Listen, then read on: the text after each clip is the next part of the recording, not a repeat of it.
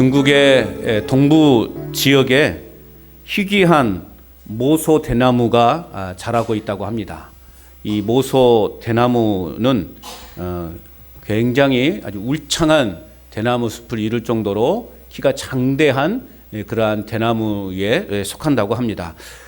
그런데 농부들이 이 대나무에 씨를 뿌리고 정성껏 물을 주고 가꾸지만 첫 4년 동안은 말이죠. 첫 4년 동안은 아주 작은 죽순 하나만 삐쭉 이렇게 땅을 뚫고 내밀 뿐 아무런 변화가 나타나지 않는다라는 거예요. 그래서 사람들은 겉으로는 이것이 죽었는지 살았는지 알 수 없을 정도로 처음에는 그렇게 아무런 변화가 나타나지 않는다고 그래요. 그런데 5년째가 되는 날 아주 엄청나고 놀라운 반전이 일어난다고 합니다. 대나무가 갑자기요 하루에 30cm, 많게는 1m씩 하루에 그 키가 막 이제 자라기 시작한다는 거예요. 그래서 불과 6주 만에 그 대나무가 15m가 자라서 아주 울창한 대나무 숲을 이룬다라고 그렇게 이야기합니다. 자, 도대체 이 대나무에게 4년 동안 무슨 일이 있었을까요? 그 시간 동안 이 대나무는 자라지 않은 것이었을까요? 땅 밑으로 수백 메타 그 뿌리를 뻗으면서 거대한 성장을 감당할 수 있는 그 기초를 다지고 있었던 4년의 기간이었다고 말할 수 있습니다. 어느 날 한순간에 썩어 있다가 갑자기 뻥튀기처럼 뻥 하고 대나무가 터진 것이 아니라 정말 겉으로는 이것이 죽었는지 살았는지 도대체 이 대나무가 자랄지 자라지 않을지 모르는 그런 상황 속에서 사람들은 지켜보았지만 그 기간 동안 그 대나무는 이제 울창한 대나무 숲을 이루기 위해서 뿌리를 내리는 그 작업을 4년 내내 감당하고 있었다라는 거예요. 자, 이 대나무 죽은 대나무예요? 산 대나무예요? 산 대나무라고 말할 수 있겠죠. 여러분, 우리의 기다림도 이와 마찬가지입니다. 아무런 응답이 없고 또 시간이 멈춰버린 것처럼 답답하게 여겨질 때가 우리 삶 가운데 있죠. 또는 하나님은 침묵만 하고 계신 것처럼 여겨지는 그 4년의 시간이 우리에게도 종종 찾아온다라는 것입니다. 그런데 여러분, 그러한 시간은 그저 결코 허송 세월이 아니다라는 것을 우리는 깨달아야 됩니다. 우리의 믿음의 뿌리가 하나님의 은혜 깊은 곳으로 내려가는 그 기간임을 여러분 믿으시기 바랍니다. 오늘 우리에게 있어서 암흑의 시간, 침묵의 시간, 그 어둠의 시간은 그저 우리를 절망으로 빠뜨리는, 절망의 늪으로 한없이 빠뜨리는 그러한 기간이 아니라 오히려 하나님의 그 은혜로 깊이 뿌리 내리는 그러한 기다림의 시간, 멈춤의 시간, 인내의 시간이라는 것을 여러분 믿으시기 바랍니다. 자, 그런 점에서 오늘 본문은 바로 그러한 지루한 기다림 끝에 나타날 하나님의 영광을 약속한 그러한 본문의 말씀입니다. 우리는 구유에 오신 평화의 왕, 그리고 심판의 주로 오실 그러한 주님을 기다리는 대림절 두 번째 주일을 우리는 보내고 있습니다. 우리의 이 기다림은 막연한 기다림이 아니라는 것입니다. 바로 주님을 맞이하기 위한 준비의 시간이라는 것을 우리 모두는 깨달아야 할 줄로 믿습니다. 오늘 본문은 그래서 바벨론 포로 생활에 지쳐있던 이스라엘 백성들에게 해방과 구원의 약속을 선포하는 예언의 말씀인 거예요. 포로 생활이라는 것은 참으로 암흑한 시대죠. 답답한 기간 아니겠습니까? 그러나 그들에게 곧 너희가 해방이 될 거다, 곧 너희에게 자유가 임한다 라고 하는 그 이 희망의 메시지는 그들로 하여금 그 답답하고 어려운 시간을 견뎌낼 수 있는 그러한 축복의 또 희망의 메시지가 된다라는 것입니다. 오늘 우리의 믿음 생활에 있어서 인내할 수 있는 건 뭐예요? 주님이 곧 오신다라고 하는 그 믿음, 그 소망, 그 기대감, 그것이 오늘의 삶을 견뎌내게 하고 오늘의 삶을 이겨내게 하는 원동력이 된다라는 것이죠. 여러분, 그런 희망이 없다면 우리가 예수님 믿을 필요가 없는 거예요. 오늘 이 시간 우리가 교회당에 나와 있을 필요가 없는 거예요. 우리는 다시 오실 주님을 기다리고 그 주님을 맞이할 준비를 하는 과정 속에 지금 우리는 오늘 하나님을 예배하고 있는 것입니다. 그러한 약속을 믿고 그러한 희망과 기대가 있기 때문에 때로는 우리의 삶에 어려움이 오고 또 하나님이 침묵하는 것 같처럼 여겨지는 그 4년의 기간이 우리에게 있다 할지라도 우리는 넉넉히 이기고도 남는 삶을 살아갈 수 있게 되는 것입니다. 이 약속은 훗날에 세례 요한의 그 외침을 통해서 예수 그리스도의 길을 예비하는 사명이 되었다라는 것입니다. 여러분, 세례 요한이 자신이 누구인지를 설명할 때 오늘 본문의 예언을 그대로 인용한 것을 볼 수 있어요. 요한복음 1장 23절 말씀에 보면 나는 선지자 이사야의 말과 같이 주의 길을 곧게 하라고 광야에서 외치는 자의 소리로라. 자신의 정체성을 분명하게 밝히고 있는 것을 볼 수 있습니다. 또한 본문은 오늘날 우리에게 다가오는 다시 오실 그 주님을 어떻게 맞이해야 될 것인가에 대한 준비의 지침이라고 말할 수 있습니다. 그렇다면 오늘 우리는 어떻게 주님의 오실 길을 준비해야 되는가? 어떤 마음으로 우리는 주님의 그 오심을 기다리면서 준비해야 되는가? 첫 번째는 부르심에 응답하는 기다림으로 준비해야 합니다. 부르심에 응답하는 기다림. 자, 3절 말씀을 우리 같이 다시 한번 읽어봅니다. 3절입니다. 시작. 외치는 자의 소리여 이르되 너희는 광야에서 여호와의 길을 예비하라. 사막에서 우리 하나님의 대로를 평탄하게 하라. 아멘. 자, 이스라엘 백성은 바벨론 포로 생활을 하면서 약 70년의 시간을 보냈습니다. 얼마나 긴 세월입니까? 70년이 말이 70년이죠. 한 세대가 이제 바뀌는 그러한 세대 아니겠어요? 나라를 잃고 그들이 그렇게 사모하고 그들이 그렇게 애지중지하는 예루살렘 성전이 파괴되어 버렸습니다. 무엇보다 그들을 더욱 힘들게 했던 것은 뭐냐? 하나님이 자신들을 버렸다라고 하는 그 생각에 그들은 더 깊은 절망감에 빠져 있었던 그런 시기였단 말이에요. 그렇지 않겠습니까, 여러분? 하나님이 살아계신다면 이 70년 동안 왜 하나님은 침묵하고 계시는 것인가? 왜 우리는 계속해서 이렇게 포로 생활을 감당해야 되는 것인가? 사람들은 그러한 절망감 속에 희망이 없는 삶을 보내고 있었던 시기였단 말이에요. 참고적으로 이사야서는요, 우리가 예전에도 한번 이사야서 말씀을 강의한 적이 있는데 40장부터 강의를 한 적이 있는데요, 1장부터 39장까지는 심판의 내용을 다루고 있죠. 그 다음에 이제 40장부터는 회복과 위로가 선포되는 그러한 메시지로 구성되어져 있습니다. 그런 면에서 오늘 우리가 읽었던 이 3절은 그 구원 사역이 시작됨을 알리는 신호탄이다라고 그렇게 말할 수 있습니다. 오늘 3절 말씀은 외치는 자의 소리여라고 시작됩니다. 외치는 자의 소리여. 그러면 이는 무엇을, 어떤 내용을 외쳐야 되는가?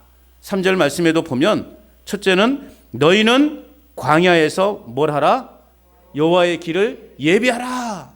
외쳐야 되는 거예요. 또 두 번째는 사막에서 어떻게 하라? 우리 하나님의 대로를 평탄하게 하라 라는 외침이에요. 광야에서 여호와의 길을 예비하라. 사막에서 우리 하나님의 대로를 평탄하게 하라. 이 외침은 우리가 눈여겨봐야 될 것은, 이 외침을 지금 외치고 있는 이스라엘 사람들의 형편은 지금 어떤 형편인가? 어떤 상황에 있는 자들이 어떤 형편에 지금 있는 상황입니까? 그들은 지금 안락한 예루살렘 성전 안에서의 외침이 아니라는 거죠. 고난과 고립, 또 영적 황폐함을 상징하는 광야와 사막에서 울려 퍼지고 있다는 점을 우리는 주목해야 됩니다. 억압과 희망이 없고 또 소망이 없는 그러한 포로 생활 중에 외치는 소리라고 우리는 이해해야 되는 것입니다. 도무지 일할 수 없고 아무것도 할 수 없는 절망적 상황에서의 외침이라는 것을 우리는 눈여겨보아야 하는 것입니다. 자, 그런 점에서 오늘 이 광야와 사막이 우리에게 주는 영적 교훈이 있다는 겁니다. 자, 우리가 주님을 맞이해야 될 장소는 결코 화려하거나 완벽하게 준비된 공간이 아닐 수 있다는 거예요. 여러분, 주님을 맞이함에 있어서 우리의 삶에 우리의 믿음이 완벽하게 다 이렇게 갖춰진 상태에서 우리가 주님을 맞이하지 못할 수 있다는 거예요. 그러나 우리 주님은 그러한 것에 상관없이 주님의 오심을 기다리는 자를 주님은 만나주시고 그들과 함께 하신다는 사실입니다. 내 외적인 환경과 내 지금의 상황과 형편이 중요한 것이 아니에요. 내 마음 안에 그 예수님을 만나고자 하는 열망이 있다면, 예수님을 사모하는 그 갈망이 있다면 하나님은 그를 만나주신다는 거예요. 내가 죄악 가운데 있든지, 내가 지금 절망의 순간에 있든지, 어떤 순간에 있든지 내 안에 주님을 만나고자 하는 소망이 있다면 그 사람을 우리 주님은 만나주신다는 거예요. 오늘 우리 주님은, 하나님은 너희가 좋은 형편에서, 좋은 환경에서 사막에 여호와의 길을, 광야에 여호와의 길을 내고 사막에 여호와의 하나님의 대로를 평탄하게 하라, 그렇게 외치라고 말하고 있지 않아요. 그들은 절망적 상황 속에서 지금 외치는 소리예요. 즉 하나님은 잘 닦여진 도시에 오시는 것이 아니라 가장 메마르고 척박한 광야 같은 우리의 삶의 현장으로 우리 주님이 찾아오신다는 거예요. 여러분, 예수님을 만났다, 나 예수님을 경험했다 라고 말하는 사람들의 그 간증을 들어보세요. 좋은 환경에서 완벽하게 갖춰진 상태에서 내가 예수님을 만났다고 거의 말하고 있지 않아요. 대부분 그 간증하는 사람들을 보세요. 세상 망나니 같은 인생을 살았던 그 순간에 주님을 만나가지고 내 이렇게 변화되었어 간증하는 사람들 많아요. 내가 인생의 정말 절망적 상황에서 나 이제 죽어버릴 거야, 자살하려고 하는 그 순간에 주님이 나를 만나 주셔서 내가 지금 이렇게 간증하고 다니요, 그렇게 말하는 사람들이 대부분이라는 거예요. 멀리 갈 것이 아니라 여러분들 생각해 보세요. 여러분들이 예수님을 만났을 때 언제 여러분 예수님을 만나셨습니까? 그 형편이 좋고 살만해지고 막 건강할 때 여러분 예수님 만나셨습니까? 거의 대부분은 정말 인생의 그 절망의 그 순간에서 아이고 이렇게 살아서 뭐하노 라고 여겨지는 그 순간에 예수님을 만나서 내 인생 변화되었다고 아마 여러분은 그렇게 고백하실 것입니다. 전혀 예수님 믿지 않는 가정에서 나 예수님 믿을래요 라고 그렇게 이야기하면서 온갖 핍박과 환난을 다 이겨내고 지금 이 자리에 앉아 있는 줄로 믿습니다. 제가 신학교를 처음에 갔을 때도 마찬가지예요. 저희가 이제 공부하는 학생들이 거의 한 100명이 넘었었거든요. 그래서 제가 26세 신학교를 갔는데 제 나이가 거의 중간 정도의 레벨에 있었어요. 그러니까 저보다 나이가 많으신 분이 훨씬 많았죠. 또 그 중에는 거의 제가 26살 때 신학교를 갔는데 거의 60 넘으신 분이 신학을 공부하겠다고 오신 분도 있어요. 50대는 그냥 대부분이었고, 근데 그분들의 말을 들어보면 그래요. 그냥 젊었을 때 20대 때 하나님의 부름을 받았대요. 그런데 그냥 그걸 거부하다가 인생 돌고 돌다가 이제 더 이상 갈 데가 없는 막다른 길에 들어섰을 때 비로소 이제 알겠습니다. 주님, 제가 주의 길을 가겠습니다 해서 오신 분들이 많아요. 그분들이 이구동성으로 말하는 말이 뭔지 아세요? 우리들을 보면서 야, 나도 자네들처럼 젊은 나이에 이 길에 왔으면 더 좋았을 것을, 그렇게 말하는 분들이 대부분이에요. 여러분도 그렇지 않을까요? 늦지막이 예수님 믿으신 분들은 아이고 내가 좀만 젊었을 때 예수님 믿었더라면. 후회되시죠? 아니에요? 그래요. 그러더라고요. 늦지막이 예수님 믿는 그 재미를 깨닫신 분들은요, 대부분 그런 고백을 해요. 아이고, 내가 조금만 젊었을 때, 내가 10년 전만 예수님 믿었어도 내 인생 이렇게 살지 않았을 텐데, 그렇게 고백하시는 분들이 참 많아요. 여러분, 예수님은 우리가 환경이 좋을 때뿐만 아니라 절망적 순간에 찾아오신다라는 거예요. 그러므로 하나님과의 관계가 끊어진 것처럼 느껴지는 그 영적인 광야가, 그 영적인 그러한 사막이 주님을 맞이할 길임을 믿으시기 바랍니다. 내 인생 절망적인 상황에 있다, 나 이제 그냥 죽어버리는 게 낫겠다 여겨지는 그 순간이 주님을 만날 그때임을 여러분 믿으시기 바랍니다. 그래서 오늘 말씀에 보면 예비하라, 평탄하게 하라 그렇게 선언하고 있죠. 이 말의 원래 의미는 뭐냐면 왕이 행차할 때 당시에요. 왕이 행차할 때 미리 앞서가서 돌을 치우고 또 웅덩이를 메꾸는 고대의 토목공사에 때 사용되었던 용어예요. 당시에는 마차를 타고 이렇게 왕들이 다녔잖아요. 그러니까 가다가 돌이 있거나 웅덩이가 있으면 마차가 흔들흔들 하겠잖아요. 그러면 왕이 어떻게 되겠냐? 위험에 빠질 수가 있는 것이죠.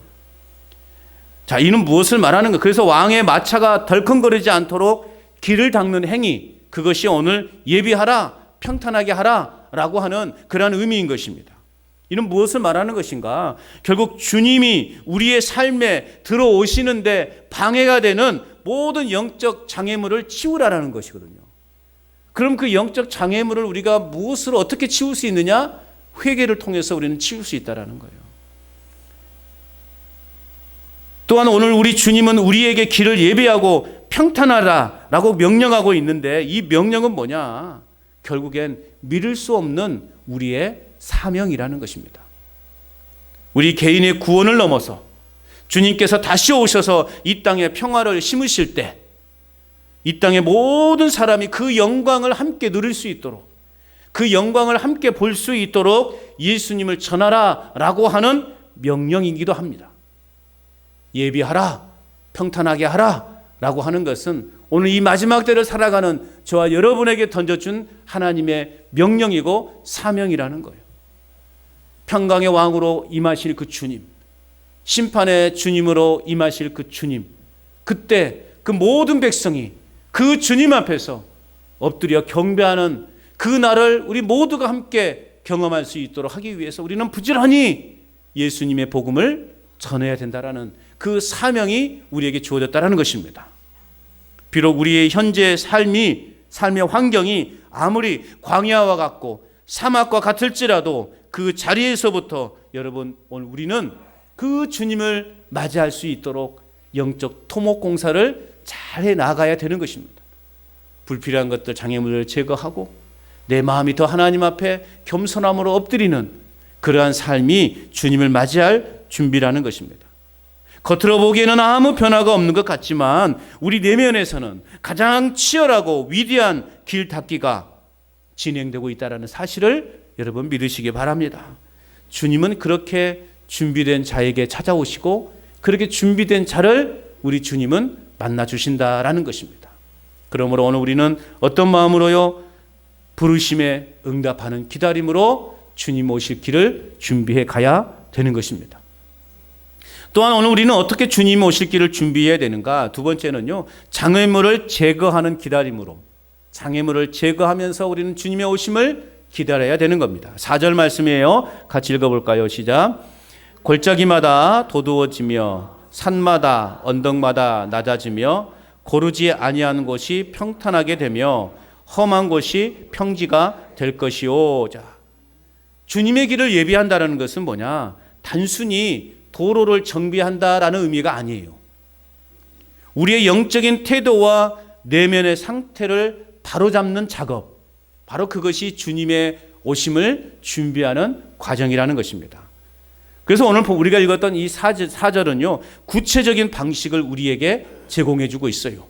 주님을 맞이하기 위해서는 4가지의 마음 변화를 가져와야 된다. 4가지의 마음 변화를 우리가 힘써야 된다라고 4절에서 우리에게 교훈하고 있는 거예요. 첫째는 뭐냐? 4절 보면 골짜기마다 도두어지며 시작하고, 골짜기마다 도두어지며 뭐냐? 깊게 패인 그러한 절망의 골짜기를 메워야 한다는 거예요. 깊게 패인 이 절망의 골짜기를 메워야 되는 거예요. 여러분, 우리가 가끔씩 운전하다 가다 보면요, 갑자기 차가 덜커덩 그러는 경우가 있어요. 그래서 이렇게 뭔 일인가 보면 제가 지나온 자리에 도로가 폭 패여 있는 거죠. 그것을 보통 포트홀이라고 그렇게 이야기하죠. 그게 잘못하면 큰 사고로 이어질 수도 있고요. 또 차가 심각하게 손상을 입을 수도 있어요. 그래서 도로를 관리하는 사람들은 어떻겠습니까? 그런 패인 도로가 있으면 바로바로 메꿔야 돼요. 그렇지 않으면 손해배상을 해줘야 될 때도 있어요. 그 책임이 도로 그 공사하는 그 관리하는 그런 사람들에게 있기 때문에 그렇게 해서 손해배상을 청구하는 경우도 있다고 해요. 패인 곳이 있으면 메꿔야 돼요. 여러분 마당에 패인 곳이 있는데 그냥 방치해버리면 저녁에 가다가 어떻게 될까요? 팍 넘어져 버리죠. 넘어지는 순간 여러분은 이제 끝나는 거예요. 그러니까 여러분들은 절대 넘어지지 않도록 조심해야 됩니다. 넘어지지 마요. 넘어지면 큰일 나요. 여러분들은 안 넘어져야 돼요. 절대 안 넘어져야 돼요. 그런 곳이 있으면 바로바로 메꿔야 돼요. 메꿔야지 우리의 생명이, 우리의 몸이 상하지 않은 거예요. 오늘 우리 역시도 영적으로 깊게 패인 절망의 골짜기들이 있어요. 내 마음 안에 정말 푹 패인 허전한 그런 마음의 상태가 있을 수 있다라는 거예요. 주변의 여러 가지 환경과 상황 때문에 내 마음이 지금 깊이 패 있는, 그래서 허전하고 허무하고 공허한 그러한 분들이 많아요. 그래서 여러분 현대인들에게 우울증이 심각하죠. 온갖 질병들이 많이 생기잖아요. 우울증이 왜 생기는 거예요? 내 마음이 공허하다 여겨지기 때문에. 나는 혼자구나. 내 마음에 씻을 그 상처가 치유하지 못하기 때문에 사람들이요 우울증에 빠지게 되는 거예요. 나는 안 된다라고 하는 거, 나는 이제 끝났다라고 하는 이런 패배감, 열등감이나 상처의 골짜기가 오늘 우리 안에 있다면 어떻게 해야 되는가? 왕이신 주님의 약속과 위로로 그리고 믿음으로 그 웅덩이를 메꿔야 되는 것입니다. 하나님이 주신 그 은혜로 여러분 그 패인 곳을 메꿔야 되는 거예요. 주님이 우리 안에 오시면 상처받은 마음들이 위로와 은혜로 채워지게 될 줄로 믿습니다. 그래서 우리 주님을 자꾸 우리 마음속에 모셔드려야 되는 거예요. 주님 내 안에 임하소서. 내 안에 임하소서. 나를 영원히 떠나지 마소서. 나를 영원히 버리지 마소서. 우리가 그렇게 주님 앞에 간절히 매달릴 때 주님은 우리 안에 그 은혜로 우리의 공허한 마음을, 우리의 상처난 마음을, 우리의 패인 마음을 풍성하게 채워주신다는 사실이에요. 또 두 번째로 말씀 보면 산마다 언덕마다 낮아지며 4절에 말씀하고 있죠. 산마다 언덕마다 낮아지며. 높이 솟은 그 교만의 산을 깎아내야 된다는 겁니다. 하나님의 말씀보다 내 생각과 내 경험과 내 자존심이 더 높게 자리하고 있지는 않습니까? 하나님이 가장 싫어하는 건 뭐냐면 교만한 거예요. 이스라엘 백성들이 왜 망했습니까? 교만했기 때문에 망한 거예요. 왜 교만했습니까? 하나님보다 우상이 더 높다고 생각되어 있기 때문에.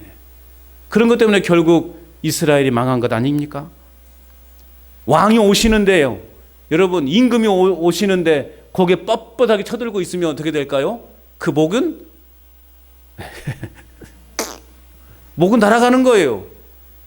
그 왕 앞에서 겸손하지 않으면 그는 그만큼의 합당한 벌을 받게 되는 거예요. 교만한 마음에는 결국 은혜가 임할 수 없는 거예요. 내 경험 앞세우고 내 자랑 앞세우고 내 생각 앞세우고 내 자존심 앞세우는 사람에게는 하나님의 은혜가 임할 수 없다니까요. 다 내려놔야 돼요. 더 내려놔야 되는 거예요.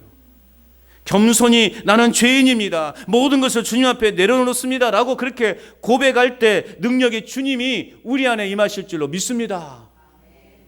또한 세 번째는 보니까 고르지 아니한 곳이 평탄하게 되며 말씀하고 있죠. 고르지 않은 곳이 평탄하게 되며, 이건 뭐냐?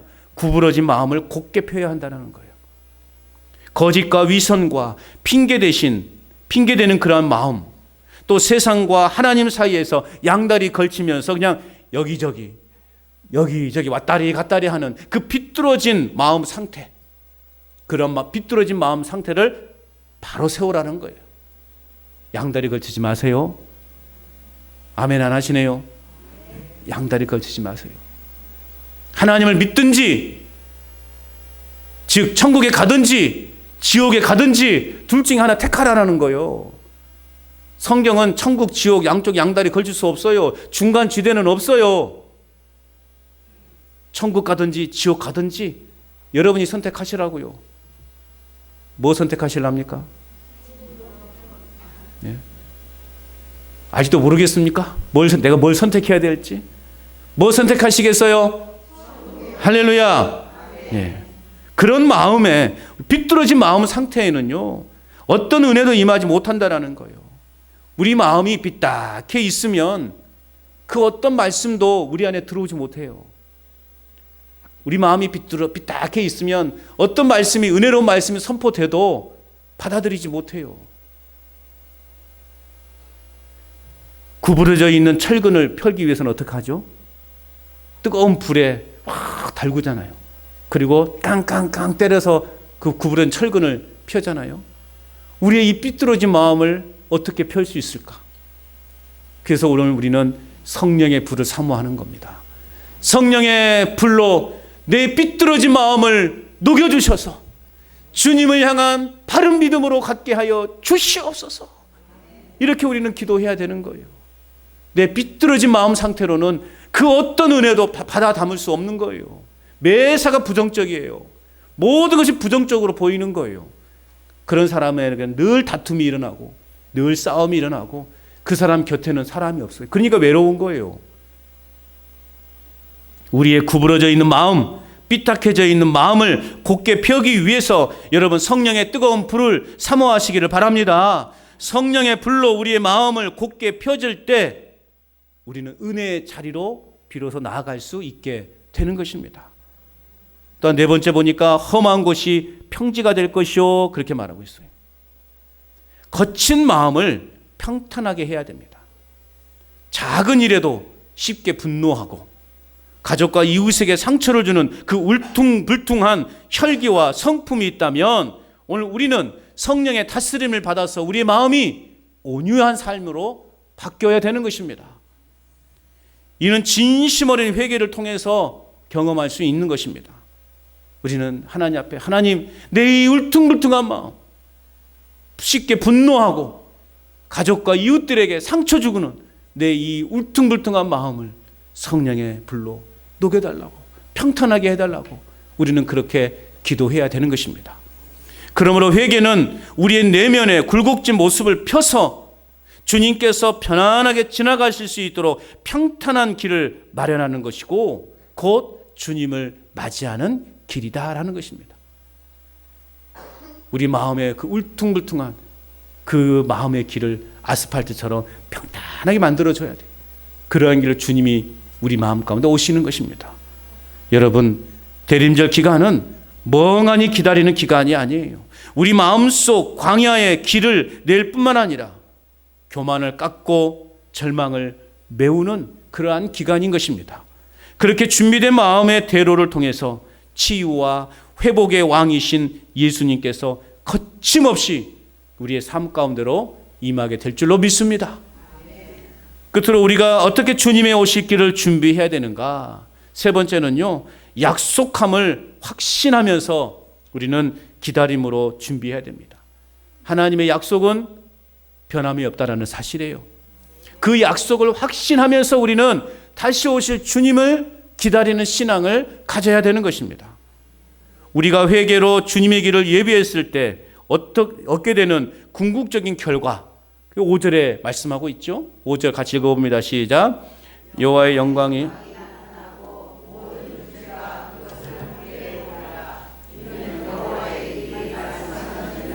아멘. 여호와의 영광이 나타나고 모든 육체가 그것을 함께 보리라. 이것은 거짓말이 아니에요. 왜요? 여호와의 입이 말씀하셨기 때문에, 하나님이 말씀하셨기 때문에 우리는 반드시 그 영광을 보게 될 거라는 것입니다. 여호와의 영광이 나타난다라는 거예요.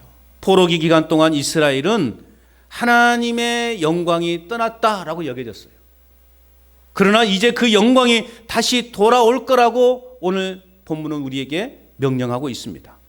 이 예언은 1차적으로는 이제 포로에서 귀환하죠. 바벨론 포로에서 귀환하는 것으로 나타나게 되는 것이고, 궁극적으로는 예수 그리스도의 그 성육신을 통해서 이 약속은 완성되죠.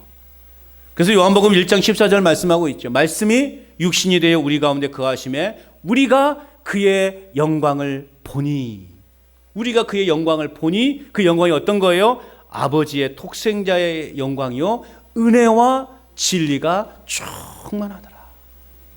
그 영광을 우리도 이제 보게 될 거라는 것입니다. 예수님이 인간의 몸을 입고 이 땅에 오심으로 이 이사야의 약속이 성취된 거, 완성이 된 거예요. 그 주님은 이제 더할 나위 없는 영광으로 다시 이 땅 가운데 오시겠다 약속하고 계시는 거예요. 그것을 우리가 다 볼 거라는 거예요. 그 예수님의 재림은 심판의 주로 다시 오시는 그 약속은 허황된 약속이 아니라, 거짓말이 아니라 참되게 이루어질 약속이라는 거예요. 왜? 살아계신 하나님께서 그 입으로 말씀하셨기 때문에 그렇습니다.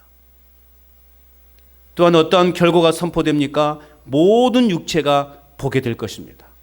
이 영광은 나 혼자만 보고 끝나는 것이 아니에요. 모든 육체가 함께 보리라 말씀하고 있습니다. 여러분이 고난 속에서도 믿음을 지키고 마음을 정결하게 준비한다면 여러분, 세상 사람들이 여러분을 보면서 이렇게 말하게 될 거예요. 내가 고난 중에서도, 절망 중에서도, 큰 상처와 아픔 중에서도 내가 주님을 정결한 마음으로 주님 오심을 준비하면서 믿음으로 이겨내는 여러분의 삶을 보면서 세상 사람들이 이렇게 말할 거예요. 야, 저 사람을 보니 정말 하나님은 살아계시구나. 여러분을 보니 하나님은 정말 살아계십니다. 이런 소리를 들어야 되죠. 자, 옆에 있는 분들에게 이야기합시다. 집사님, 권사님, 장로님을 보니 하나님은 정말 살아계십니다. 시작.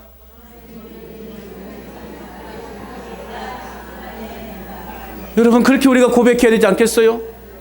내가 세상 사람들한테, 우리의 이웃들에게 어떠한 모습으로 보여야 되는가? 나를 보니, 아이고 당신을 보니까, 당신이라고 안 하겠죠. 뭐라고 그러죠? 지비를 보니까 하나님은 살아계시네요. 그렇게 여러분, 사람들이 우리를 보면서 그렇게 고백해야 되지 않겠냐고요. 그냥 얼굴에 늘 그늘지고 얼굴에 늘 울상이고 그냥 막 온 화를 다 내가 그냥 받아가지고 곧 폭발 일보 직전에 있는 그 모습으로 살았다면 여러분, 우리가 전도가 되겠냐고요. 우리의 삶을 보니, 그렇게 힘든 중에도 잘 이겨내는 그 모습을 보니, 아이고 당신이 믿는 하나님은 역시 살아계시네요 라고 그렇게 우리가, 여러분, 사람들이 고백할 수 있도록 해야 되는 것 아니겠어요? 그러므로 따라서 합시다. 나는 하나님의 영광을 비추는 거울이다. 아멘. 여러분, 거울이 거짓말 합니까? 내 못생긴 모습 그대로 보여줘요. 거울은 절대 거짓말하지 않아요. 우리는 살아있는, 여러분, 하나님의 영광을 비추는 거울인 거예요. 내 모습을 통해서 하나님의 그 형상이 나타나게 해야 되는 것이고 하나님의 영광이 나타나야 되는 거예요. 그래서 사람들이 우리에게 하나님 어디 있어? 참말로 내가 언제까지 가르쳐야 될지 모르겠네. 언제까지? 사람들이 하나님이 어디 있어? 라고 묻는다면 내 모습이 하나님의 형상이 나타나야 되는 것입니다. 그게 오늘 우리의 바른 그리스도인의 삶의 모습이라는 것이죠. 모든 육체가 보게 될 것이다. 나로 하여금 모든 사람이 그 하나님의 재림의 그 영광을, 평강의 그 왕으로 오신 그 주님의 영광을 볼 수 있도록 우리가 그런 믿음의 삶을 살아가야 한다는 것입니다. 또한 어떤 결과가 선포됩니까? 하나님이 보증하셨다라는 거예요. 사람들 속에는, 아니 예수님을 믿는 사람들 중에도 혹시 정말 그렇게 될까? 내 상황이 이렇게 암담한데 정말 영광을 볼 수 있을까? 그런 의심이 들 때도 있어요. 그런 의심 여러분 들지 않으세요? 그런데 오늘 성경은 분명하게 말씀하고 있죠. 이는 여호와의 입이 말씀하셨느니라. 할렐루야. 남들이 다 뭐라고 해도 하나님의 입이 말씀하셨으니 그 일은 반드시 이루어진다라는 사실이에요. 하나님의 말씀하셨으니 2000년이 훨씬 지난 때 예수님이 오셨은 거예요. 창세기에 예언했던 그 말씀이 예수님이 이 땅에 오심으로 성취된 거 아니에요? 하나님의 말씀은 여러분 변함이 없어요. 그런데 인간의 세상의 약속은 언제라도 부도가 날 수 있어요. 여러분, 사람의 말은 언제든지 변할 수 있어요. 사람 말 절대 믿지 마세요. 여기서 이렇게 말하고 저기 딴소리 한다니까요. 내 앞에서는 그냥 모든 걸 다 간이라도 뺄 것처럼 했다가도 뒤돌아서서 다른 말 한다니까요. 특히 교통사고 날 때 보세요. 아이고 제가 잘못했습니다. 제가 잘못했습니다. 그렇게 하고 돌아갔는데 다음날 전화가 와요. 나 이 병원에 입원했다고. 치료비 달라고. 이게 인간의 마음이에요. 그 자리에서는 모든 걸 다 할 것 같은데 뒤돌아서면 하루 지나면 사람의 뵙가지도 달라진다니까요. 사람의 말은 믿을 수 없는 거예요. 그러나 천지를 지으신 여호와의 입에서 나온 말씀은 1.1획도 땅에 떨어지지 않음을 믿으시기 바랍니다. 천지 지으신 여호와께서 우리의 영원한 그늘이 되어 주시겠다고 약속하셨다면 우리 하나님께서 우리의 영원한 그늘이 되어 주신다는 사실이에요. 영원부터 출입을 우리를 지켜주시겠다고 하나님이 약속하셨다면 우리의 영원토록 우리의 삶을 지켜주시는 분이라는 사실입니다. 하나님의 약속은 결코 취소되지 않습니다. 주님은 반드시 이 땅에 오신다. 마라나타, 주 예수여 오시어 어서 오시옵소서. 우리는 그렇게 주님을 대망하고 있어요. 그 주님은 언제고 다시 오신다라는 사실이에요. 우리가 준비하는 기다림을 멈추지 않을 때 하나님께서는 반드시 당신의 영광을 나타내시고 우리에게 참된 평화를 주실 줄로 믿습니다. 여러분, 요즘은 사진을 스마트폰으로 찍어서 바로 그 사진을 우리가 확인할 수 있잖아요. 그런데 예전에는 어떻습니까? 필름으로 찍는 그 사진 시대는 어떻습니까?